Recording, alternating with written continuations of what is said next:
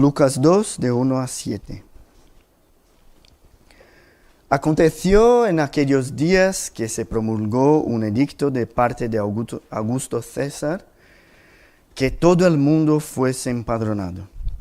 Este primer censo se hizo siendo Cirenio gobernador de Siria. E iban todos para ser empadronados, cada uno a su ciudad. Y José subió de Galilea, de la ciudad de Nazaret, a Judea, a la ciudad de David, que se llama Belén, por cuanto era de la casa y familia de David. Subió para ser empadronado con María, su mujer, desposada con él, la cual estaba encinta. Y aconteció que estando ellos allí, se cumplieron los días de su alumbramiento. Y dio a luz a su hijo primogénito, y lo envolvió en pañales, y lo acostó en un pesebre, porque no había lugar para ellos en el mesón. Es un texto muy conocido y tiene todo que ver con Navidad. Y este tiempo de Navidad, de fiesta de fin de año, nos encanta. Y me gusta ver también la corbata ahí de Mark, muy navideña. Y todos estamos esperando el fin de semana para celebrar, para hacer fiesta en familia. Llegamos en más un final de año. ¿Qué tal fue tu año, el 21? ¿Cómo lo has pasado? Ahí en tu trabajo, en los estudios. ¿Has tenido muchos cambios en tu vida este año? En esta época es muy común hacernos estos tipos de preguntas. Lo que pasa es que en general contestamos estas preguntas con una lista de situaciones, de cambios, como si fueran apenas eventos triviales, aleatorios. Creemos que Dios sí está en el control de todo, pero nuestro día a día es algo que no tiene relación con el tema espiritual. Si cambio de país para ser misionero, eso sí, parece un cambio con trasfondo espiritual. Pero si tengo que decidir entre vivir en un barrio u otro, eso ya es un detalle sin importancia y no tiene relación con el mundo espiritual. Es decir, Dios gobierna sobre todo, pero hay cosas que suceden que tienen menos importancia y esas a lo mejor Dios no gasta mucho tiempo para controlar. Mi amigo del colegio, para los niños, es un detalle que Dios no tiene interferencia.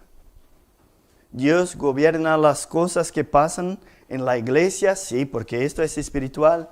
Y luego los detalles de los fines de los tiempos también, creo que sí. Pero detalles de mi día a día, ¿estos pasan? ¿Por qué pasan? Pensamos así a veces. Pero mirando a nuestro texto, ¿cómo te sientes al leer estos versículos? ¿No te parece que Lucas estaba hablando de dos cosas, de dos temas diferentes a la vez? Como una orden del emperador puede relacionarse con el nacimiento de un niño. ¿No parecen dos temas muy diferentes? Lucas está aquí hablando de cosas diferentes que pasaron en el mismo tiempo. Está poniendo en relación hechos que son aleatorios. Esas son preguntas que tenemos que hacer cuando miramos a una narración como esta. Y este texto, además de recordarnos del nacimiento de Jesús, que vamos a celebrar esta semana, nos enseña algo maravilloso al respecto de la soberanía de Dios. Y la primera lección es que nuestro Dios gobierna el cuándo. Nuestro Dios gobierna el cuándo. Para los niños pequeñitos como Eric y Ana, si queréis, poder hacer un dibujo del camino de José y María, pero María embarazada como Sara, hasta Belén. Para los mayores podéis apuntar lo que estamos hablando. ¿Alguna vez has tenido la impresión de estar exactamente donde Dios quería que estuvieras? Recuerdo cuando hablo de este tema, de la historia de José, hijo de Jacob, no José de María, José de Egipto, un hijo pequeño despertó los celos de sus hermanos. Su padre le quería más que los otros, pero un día los hermanos decidieron librarse de él y lo vendieron como esclavo.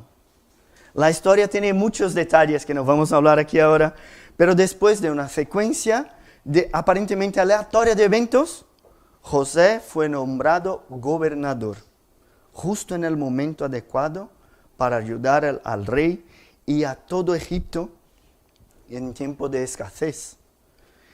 Él estaba allí, en Egipto, justo en el momento cierto. Así como la historia de José, de Egipto. Los versículos 1 y 2 de nuestro texto hablan del mismo tema. Dios como el que gobierna el tiempo. El contexto de nuestra historia de hoy llamamos de la Pax Romana, la paz romana. Un tiempo en que el imperio romano había conquistado un territorio gigante y no tenía enemigos que pudiesen traer peligro a su dominio. Una conquista que César Augusto, sí, el emperador que fue citado aquí en Lucas, contribuyó generosamente. Y el poder de una nación se reconoce claramente en su capacidad para tomar dinero de la gente y enviarla a la guerra. Y cuando se habla de tasas y guerra, ninguna nación en la historia tuvo más poder que el Imperio Romano. Ese emperador, César Augusto, era tan poderoso que tenía el título de Dios en parte del imperio. Era reconocido por su gran habilidad administrativa y el edicto que ha hecho aquí para empadronarse era la forma para controlar las familias, los impuestos y la gente que podía ir a la mili. Esto era el contexto político del nacimiento de Jesús. Y nosotros que conocemos la palabra de Dios sabemos que no podía ser diferente. Los profetas del Antiguo Testamento ya habían dicho que Jesús vendría en la plenitud de los tiempos. Justo en el tiempo del nacimiento de Jesús, el Imperio Romano disfrutó de un largo periodo de estabilidad económica y expansión territorial hasta el punto de no tener quien pudiera luchar contra este imperio. Hay historiadores que llamaron este periodo también de Pax Augusta, ya que el emperador César Augusto, este que aparece aquí en nuestra historia, fue muy importante por todas estas conquistas. Hay un dicho que seguro que conocéis: quien boca tiene, a Roma llega. No sé si es muy común aquí, pero otro que preguntando se va a Roma, se conoce también. Estos son dichos que significan sí, que se puede buscar información para llegar a donde sea. Pero el origen del dicho viene del tiempo del Imperio Romano, justo aquí cuando Jesús nació. La expansión de Roma llevaba a la construcción de carreteras por todas las partes, y muchas de ellas con caminos hasta Roma, ya que era el centro del mundo. Y por eso cualquiera podría llegar hasta Roma. Lucas nos hace recordar esa historia al apuntar el nombre del emperador. Pero no solamente eso, sino que también apunta para el aspecto universal del edicto. El versículo 2 dice: todo el mundo fuese empadronado. Y el versículo 3, igual: e iban todos para ser empadronados. Vemos que Lucas describe también no solo el emperador, pero el gobernador de Siria, haciendo un enfoque un poco más local, que será importante después para la comprensión de la segunda parte de nuestro texto. Como si fuera una transición de algo global, el emperador hablando con todos para empadronarse, el gobernador de Siria y al final el nacimiento de un niño, como si fuera algo para un enfoque. Y ya aquí se puede comprender que este niño no sería importante solamente para su familia y sus amigos, como nuestros niños. No sería un nacimiento común. Es como si el narrador estuviera diciendo así: mira la situación universal. Mira todo lo que conocemos como poderoso. Fijaos en todo lo que sabemos sobre poder y autoridad. Mirad todo esto, el emperador César Augusto. Todo eso, el imperio romano. Todo este poder de César Augusto no es nada más que el contexto para el nacimiento de un niño, de Jesús. Estudiar el imperio romano, leer sobre todo el poder de un hombre como este, César Augusto. Ver que aquí en España todavía hay ruinas de este imperio. Es algo impresionante.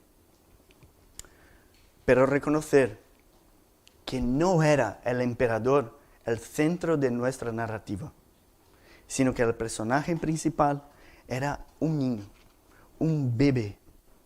Esto es algo todavía más impactante. César Augusto, muy orgulloso de sí mismo, pensaba que estaba en el control de todo. Un emperador muy poderoso. Pero él cumplió exactamente lo que Dios había planeado y profetizado por medio de profetas. Un hecho que debería apuntar para el poder y la superioridad del emperador, en realidad apunta a la soberanía de Dios. Nuestro Dios tiene el control del cuándo. En Romanos 13:1 dice así: toda alma está sujeta a las autoridades superiores, porque no hay autoridad que no venga de Dios, y las autoridades que están allí han sido ordenadas por Dios. Es decir, Dios gobierna todas las cosas para su propia gloria. Y no solo aquellos acontecimientos que promovieron la salvación, y eso que es importante para nosotros hoy, sino que también aquellos detalles de nuestro día a día. Nuestros gobernantes, por muy orgullosos, poderosos y soberbios que sean, cumplen los propósitos de nuestro Dios. Si algo de difícil pasa en tu vida hoy y parece que todo está fuera del control, acuérdate de las palabras de Job después de sus experiencias con el Señor. Yo sé que todo puedes y ninguno de tus planes pueden frustrarse. Dios puede utilizar incluso un tiempo de dificultades como esta pandemia para que la gente reconozca que la ciencia no tiene el control de la situación. Cuando nos parecía que la iglesia iba a sufrir por el distanciamiento, Dios nos ha dado otros medios para llegar a la gente que todavía no imaginábamos. Mi iglesia en Brasil ha fundado una tele digital y llega a casi 100 países. Tiene sermones en ruso, en alemán, en otras lenguas. Si alguna vez te has preguntado y dudado sobre el momento en que suceden las cosas en tu vida, debes saber que Dios tiene el control exacto del tiempo. Aquí vimos un emperador que pensaba determinar el cuándo, siendo que en realidad cumplió los designios de nuestro Dios. Si crees que los eventos de tu vida son aleatorios o guiados por tu voluntad o la voluntad humana, estás equivocado. Dios controla el tiempo para que todas las cosas sucedan. Pero nuestro texto nos muestra no solo el cuándo, sino también que nuestro Dios gobierna el dónde. Gobierna el cuándo, pero gobierna el dónde. Y volviendo a la historia de José de Egipto, vemos que no solo estaba en el momento adecuado, sino que también en el lugar correcto. Toda la aleatoriedad, entre comillas, lo llevó a Egipto, una gran nación que podría impactar muchas vidas. Una nación que sería utilizada siglos después por Dios para manifestar su liberación y su gloria. Dios ha llevado a José en la ciudad justo donde necesitaba estar. Dios no controla solamente el cuándo, sino también el dónde. Y encontremos este tema de Dios controlando el dónde en los versículos 3 al 5.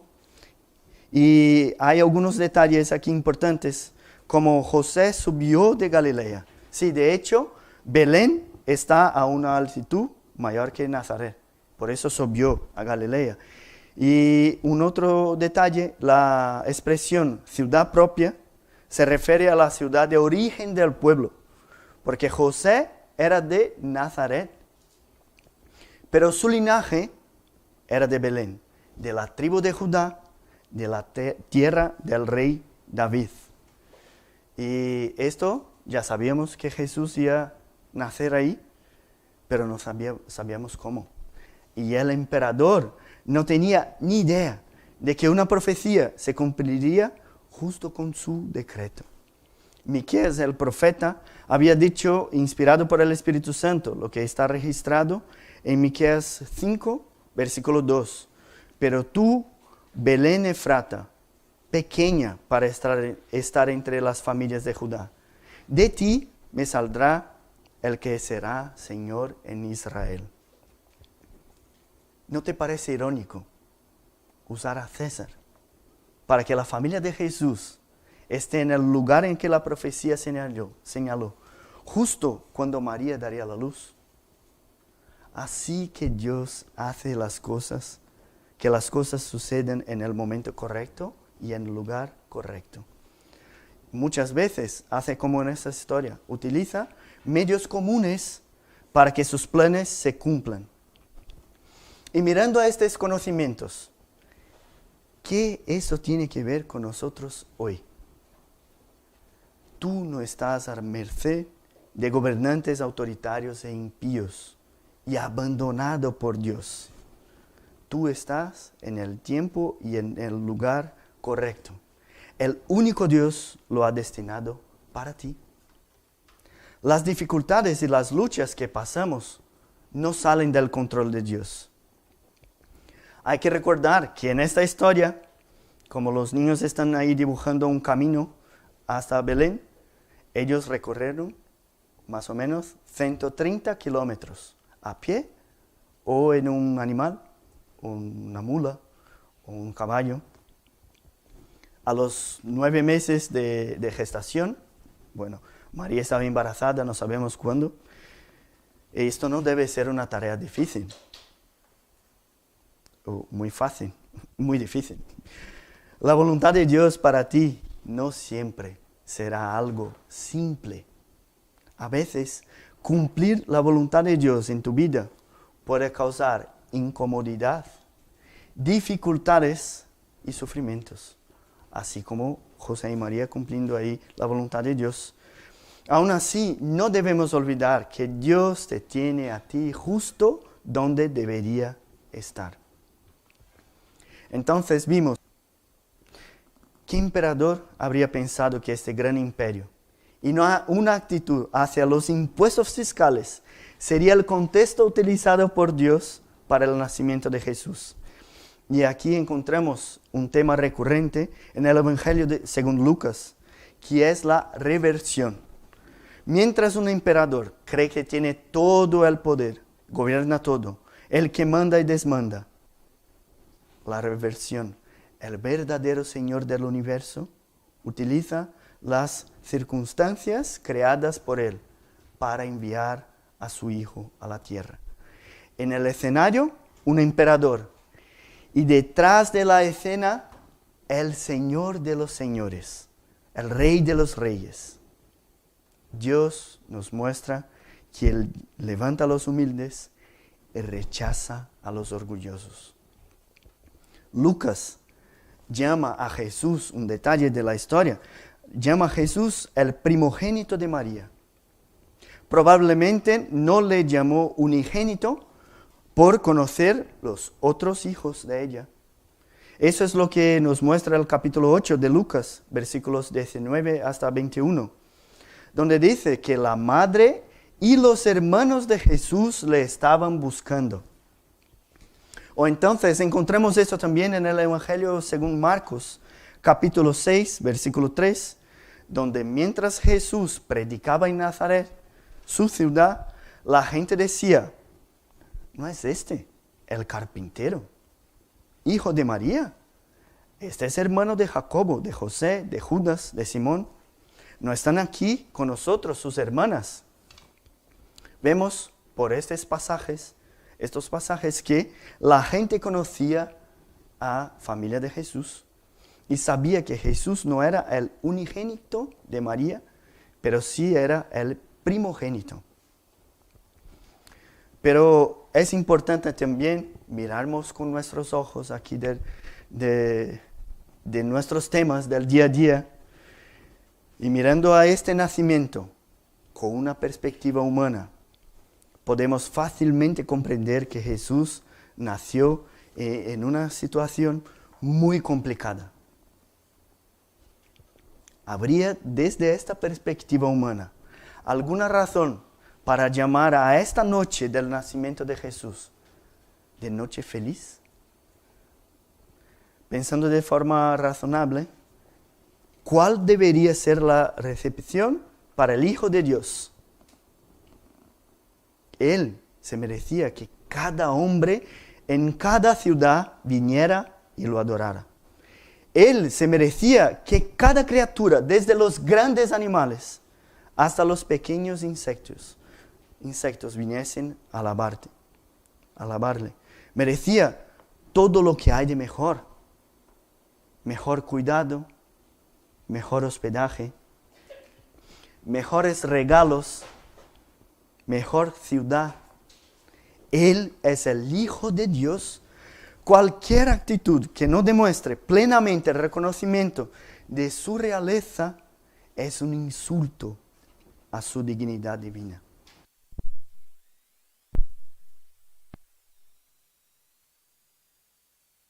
Versículo 7. En el versículo 7, Lucas nos describe que nació y fue colocado en un pesebre porque no tenía lugar en el mesón. Y aquí encontramos una gran ironía de este nacimiento. Cuando el Hijo de Dios viene al mundo, el creador del universo, Él no tiene una habitación para quedarse. Sabemos que no fue solamente en su nacimiento que esto pasó. Más adelante en la historia de Jesús, al hablar de las dificultades que tienen los discípulos de seguir a Jesús, Jesús mismo dice que Él no tenía donde reposar la cabeza. Sin encontrar un lugar para quedarse, José y María buscaron el mejor lugar, que era en un espacio para animales. Tal vez ese alojamiento de los animales era una habitación en las casas, no sabemos. Tal vez un edificio diferente o bien una cueva. No tenemos esa información. Lo que sí sabemos es que fue en un establo que se quedaron, porque el texto bíblico habla de pesebre. Y así que en un establo es donde nació el Hijo de Dios.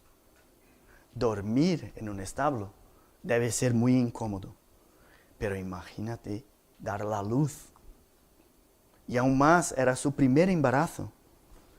Recorrieron los 130 kilómetros a pie o en un animal, y en la última etapa del embarazo, posiblemente ansiosos por tener su trabajo de parto en el camino o en una ciudad extraña. Toda esta situación, al nacer, fue en un lugar de animales.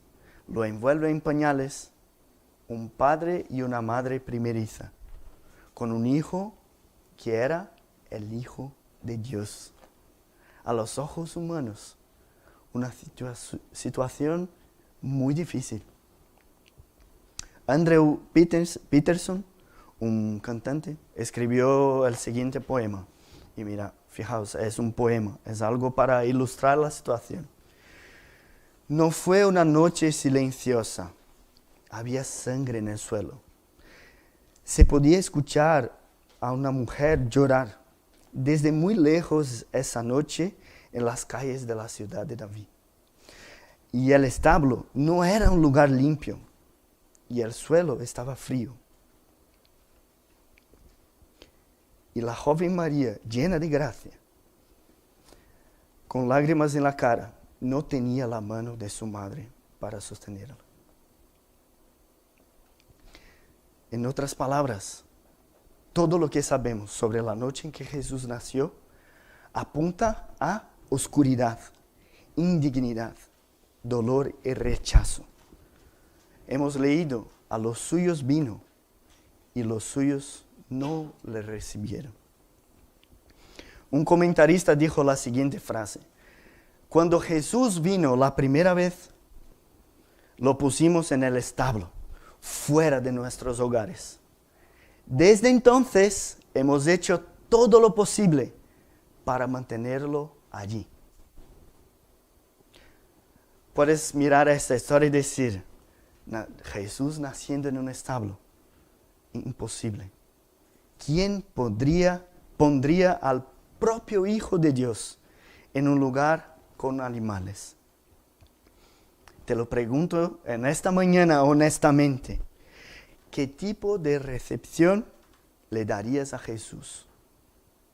¿Qué tipo de recepción le darías hoy? ¿Tienes Jesús un lugar para quedarse en tu corazón? ¿Tiene espacio en tu rutina diaria? ¿Tiene espacio en tu casa? Los habitantes de Belén lo rechazaron por ignorancia. Puede que tú le estés rechazando hasta hoy por pura indiferencia. De esta manera, cuando miramos al nacimiento de Jesús, miramos hacia nuestros pecados, al pecado de la humanidad. La más clara expresión de que el mundo tiene enemistad con Dios. Esta es la más evidente expresión. Vemos que si hablamos por ahí de meditación, si hablamos de reencarnación, de Buda, de obras sociales, somos aceptados con alegría. Pero si hablamos de Jesús y su misión en la tierra, esto genera rechazo del mundo. Y aquí está una vez más la reversión. El que ha sido humillado y despreciado es ahora, después de un encuentro verdadero con Él, nuestro Señor y Salvador. El mundo le dejó en el establo. Pero nosotros, los creyentes, queremos que Él habite en nuestros corazones. Queremos que Él pase todos los días con nosotros. Y otra vez encontramos que aquel que se humilló a sí mismo, Dios le exaltó hasta lo sumo, para que en el nombre de Jesús se doble toda rodilla y toda lengua confiese que Jesucristo es el Señor, para la gloria de Dios Padre. La situación que parecía ser una lástima, ahora vemos que fue planeada en cada detalle y ejecutada por Dios mismo. Esta noche, indigna, solitaria y llena de rechazo, ahora sí es nuestra feliz noche. Noche de comunión, noche de celebración, noche de alabanza, noche de recordar que nuestro Señor Jesús nació. Por esto es nuestra feliz noche. Entonces, mirando hacia la historia del nacimiento de Jesús, aprendemos que Dios es el que gobierna el cuándo, el dónde y el qué. Dios no ha creado el mundo y ha dejado a la casualidad. Todas las cosas son controladas por nuestro Dios. No solamente los fines, pero el cuándo y el dónde también. Nuestro Dios no es un silencio eterno, como el misticismo dice. Nuestro Dios gobierna la historia. Mientras miramos a situaciones difíciles, como la del niño Jesús nacer en un establo, Dios tiene un propósito muy claro con todo eso. para mostrarnos cómo el mundo rechaza a Jesús.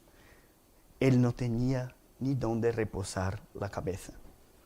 Pero al mismo tiempo, el que tiene el nombre, Él es el que tiene el nombre que está por encima de todo nombre. Te pregunto esta mañana, ¿qué ves en esta narrativa? ¿Una historia de fracaso o una demostración de soberanía? Dios demuestra en esta narración que Él es el Señor y gobierna a los emperadores y es Él que dirige toda la historia. Él es quien determina el cuándo, el dónde, el qué. Él que está llevando la historia a su plenitud, a la venida de Jesús en gloria. Él no controla solamente la historia como algo general, sino también controla la historia de cada uno de nosotros. ¿Puedes ahora entender que Dios te está guiando al lugar eterno? ¿O tienes la impresión todavía de que estás en un bote a la deriva?